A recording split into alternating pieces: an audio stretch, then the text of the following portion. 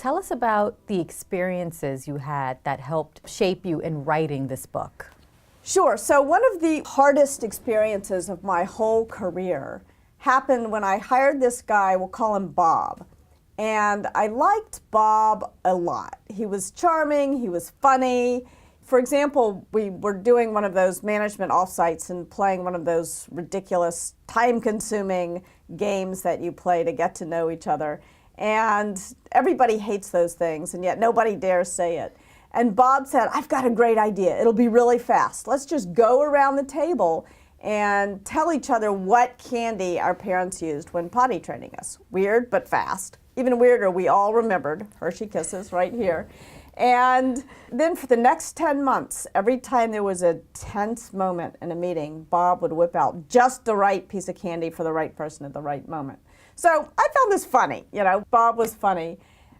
One problem with Bob, his work was terrible.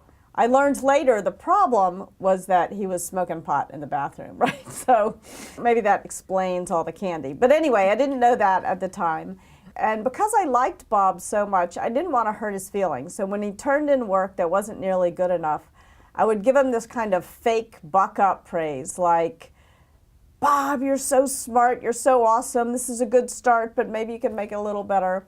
And I never told him clearly that his work wasn't nearly good enough. And this went on for 10 months, and eventually the inevitable happened. And I realized that if I didn't fire Bob, I was going to lose half my team.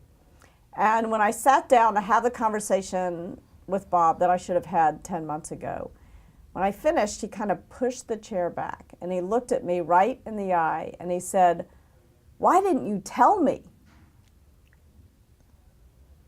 And as that question is rolling around in my head with no very good answer, he says to me, "Why didn't anybody tell me? I thought you all cared about me." And it was really in that moment that I realized that I had made 6 big mistakes. I had failed to solicit praise or criticism from Bob. Maybe I was doing something that was driving him so crazy it was forcing him to toke up in the bathroom, right? I had also failed to give Bob praise that was real and meaningful. The kind of praise I gave Bob was basically just a head fake or an ego salve. And I had failed to tell Bob when his work wasn't nearly good enough.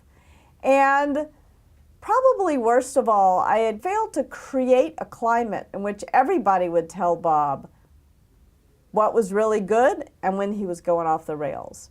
And because I had failed in these 6 important ways, I'm now having to fire Bob because of it. And that was a terrible moment, but it was too late to save Bob. All I could do was make myself a very solemn promise that I would never make that mistake again, and that I would work really hard to help all the people I ever worked with avoid making that mistake. And that's why Radical Candor is so important.